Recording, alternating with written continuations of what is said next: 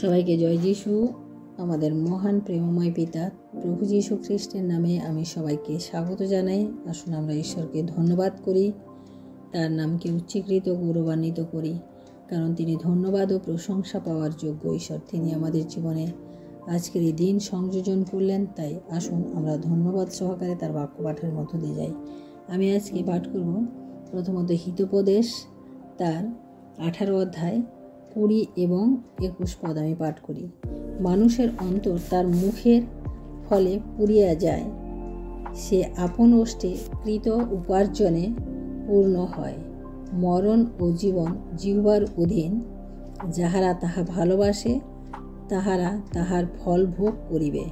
Amen. ঈশ্বর তার আপন বাক্যে আমাদের প্রত্যেকে আশীর্বাদ করুন। আমরা আজকে এখানে কি দেখলাম যে হিতোপদেশ রাজা সলোমনের লেখা। তিনি অনেক জ্ঞানী রাজা ছিলেন, তাই তিনি যে বাক্য এখানে আমাদেরকে দিয়েছেন, এই বাক্য থেকে আমরা যে মানেটা বুঝতে পারি, যে অর্থ আমরা বুঝতে পারি, তা হচ্ছে যে তিনি কি বলছেন যে মানুষের অন্তর তার মুখের ফলে পুড়িয়া যায়, সে আপন ওষ্ঠে কৃত উপার্জনে পূর্ণ হয়। অর্থাৎ আমাদের অন্তর, আমাদের মন আর আমাদের ওষ্ঠ, এটা হচ্ছে আমাদের একটা কি বলবো, একে অপরের সাথে পরিপূরক।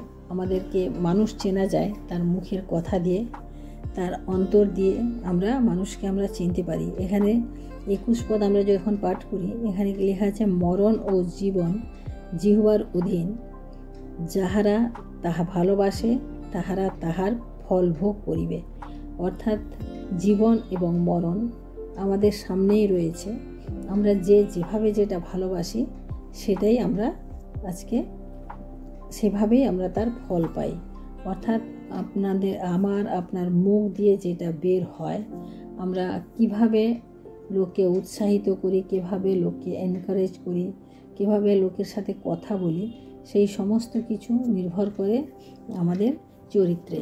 এবং বিশেষ করে আমি আজকে যে বিষয়টা আপনাদের সামনে তুলে ধরতে চাইছি, যে উৎসাহ। ঈশ্বর আমাদেরকে বারবার উৎসাহিত করেছেন যে ভয় করিও না, আমি তোমাদের সঙ্গে সঙ্গে আছি। আমরা বাইবেলের মধ্যে আদি পুস্তক থেকে প্রকাশিত বাক্যের পর্যন্ত এতগুলো পুস্তকের মধ্যে আমরা এই ভয় করিও না কথাটি আমরা 365 বার বাইবেলের থেকে পাই।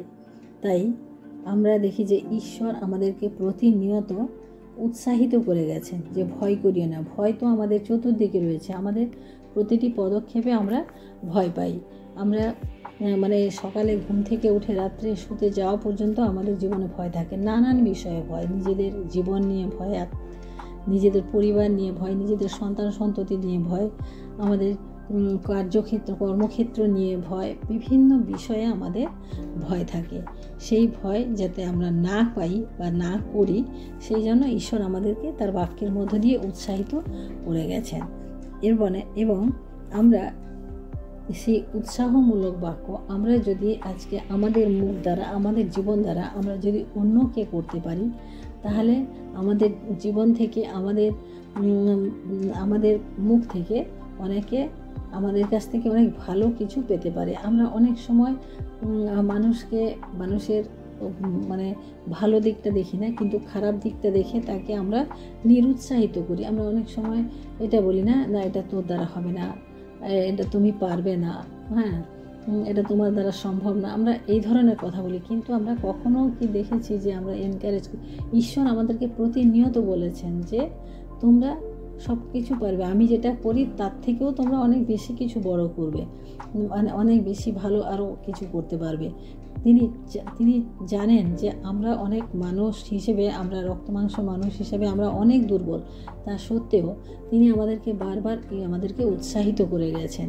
সেভাবে আমরাও যদি ঈশ্বরের বাক্য মেনে চলি, ঈশ্বরের সন্তান হিসেবে নিজেদেরকে আমরা যদি দেখি, তাহলে আমাদের জীবন দ্বারাও অন্যে উৎসাহিত হওয়া উচিত। বিশেষ করে আমরা আগে অন্যকে উৎসাহিত করার আগে আমরা নিজেদেরকে উৎসাহিত করি। অনেক সময় আমরা নিজেদেরকেই নিরুৎসাহিত করে দিই, নিজেদেরকে হতাশা নিরাশার মধ্য দিয়ে নিয়ে আসি। কারণ আমরা তখন ভয় পাই। কারণ এই যখন আমরা নিজেদেরকে নিরুৎসাহিত করি তখন তার কারণ হচ্ছে আমরা নিজেদের আমরা ভয় পাই, আমরা কোনো বিষয়ে আমরা ভয় পাই, তার জন্য আমার দ্বারা হবে না, আমি এটা পারবো না, হ্যাঁ, এটা আমার দ্বারা সম্ভব না, এই ধরনের চিন্তাভাবনা বা এই ধরনের কথাবার্তা আমরা অনেক সময় বলে থাকি। সেই জন্য আমাদেরকে ঈশ্বরের বাক্যের দিকে আমাদেরকে লক্ষ্য রাখা উচিত। আমি আরেকটি ঈশ্বরের বাক্য পাঠ করি আপনাদের সামনে। যিশাইও তার 41 অধ্যায় আমি 10 পদ পাঠ করি। ভয় করিও না, কারণ আমি তোমার সঙ্গে সঙ্গে আছি। ব্যাকুল হইও না, কারণ আমি তোমার ঈশ্বর। আমি তোমাকে পরাক্রম দিব, আমি তোমার সাহায্য করিব। আমি তো আপন ধর্মশীলতার দক্ষিণ হস্ত দ্বারা তোমাকে ধরিয়া রাখিব। অর্থাৎ আমরা যদি এই বাক্যকে আমরা যদি একবার মনোযোগ দিয়ে পড়ি বা একবার যদি এই বাক্যকে আমাদের হৃদয়ে আমরা গেঁথে নিই, তাহলে আমরা কখনোই নিরুৎসাহিত হব না বা কখনো অন্যকেও নিরুৎসাহিত করব না। আমাদের এই বাক্যের মধ্য দিয়ে ঈশ্বর আমাদেরকে কত সুন্দরভাবে আমাদেরকে বলেছেন যে ভয় করিও না, কারণ আমি তোমার সঙ্গে সঙ্গে আছি। স্বয়ং ঈশ্বর যিনি আমাদেরকে সৃষ্টি করেছেন তিনি আমাদের সঙ্গে সঙ্গে আছেন। আমরা জানি আমরা যত অপরাধ করি, যত পাপ করি, যাই করি, ঈশ্বর আমাদেরকে কখনোই ছাড়েন না। আমরা দেখি আদম হাওয়া যখন সেই এদেন উদ্যানে তারা যখন পাপ করলেন তখন কিন্তু ঈশ্বর তাদেরকে ছেড়ে দেননি, ঈশ্বর তাদের সাথেই ছিলেন। তার কারণ ঈশ্বর তাদেরকে পশুর ছাল দিয়ে, পশুর চামড়া দিয়ে তাদেরকে পোশাক তৈরি করে দিয়েছিলেন। ঈশ্বর যদি তাদের পরোয়া না করতেন, ঈশ্বর যদি তাদের কথা চিন্তা না করতেন, তাহলে কিন্তু সেটা করতেন না। সেই জন্য ঈশ্বর তিনি কখনোই ছাড়েন না। আমরা নতুন নিয়মে যখন দেখি যে ঈশ্বর আমাদেরকে এতটা প্রেম করেন যে তার একমাত্র পুত্রকে, আমরা যোহন লিখিত সুসমাচার তার 3 অধ্যায় 16 পদ যখন আমরা পাঠ করি, যে আমরা কি দেখি সেখানে যে ঈশ্বর জগৎকে এত প্রেম করলেন যে তার একজাত পুত্রকে তিনি আমাদের জন্য পাঠালেন। কারণ যে কেউ তাহাতে বিশ্বাস করে সে বিনষ্ট হয় না, সে অনন্ত জীবন পায়।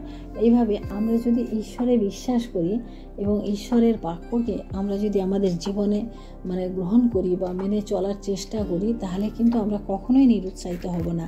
এখানে আমরা যিশায়া ভাবাদী পুস্তকে আবার এখানে দেখি ব্যাকুল হইও না। আমরা ব্যাকুল হই না, বিভিন্ন বিষয়ে ব্যাকুল হই। আমরা দেখি যদি আমাদের সন্তান ঘর থেকে বাইরে যায়, তাহলে একটু আসতে দেরি হয়ে গেলে আমরা প্রচণ্ডভাবে ব্যাকুল হই। আমাদের কোনো ভরসা নেই, আমাদের ঈশ্বরের প্রতি কোনো ভরসা নেই। কারণ তিনি বলেছেন তিনি আমার সঙ্গে রয়েছেন, তিনি আপনার সঙ্গে শুধু নয় আপনার পরিবারের সাথে, আপনার সন্তানের সাথে, সবার সাথে তিনি রয়েছেন। সেই জন্য আমাদেরকেও এটা নিশ্চয়ই জ্ঞান, এটা আমাদেরকে জানতে হবে যে ঈশ্বর আমাদের সাথে আছেন। এবং এটা যখন আমরা বিশ্বাস করব, যখন আমরা ঈশ্বরকে দৃঢ়ভাবে আমাদের জীবনে আমরা বিশ্বাস করব, তখন তাহলে আমাদের আর কোনো বিপদ হবে না। তিনি এখানে আরও বলেছেন যে কারণ আমি তো ব্যাকুল হইও না, কারণ আমি তোমার ঈশ্বর। অর্থাৎ তিনি আমাদের ঈশ্বর, এই জন্য আমাদেরকে ব্যাকুল হতে না বলেছেন। আমি তোমাকে পরাক্রম দিব, আমি তোমার সাহায্য করিব, আমি আপন ধর্মশীলতার দক্ষিণ হস্ত দ্বারা তোমাকে ধরিয়া রাখিব। আমি তোমাকে পরাক্রম, শক্তি দেবেন।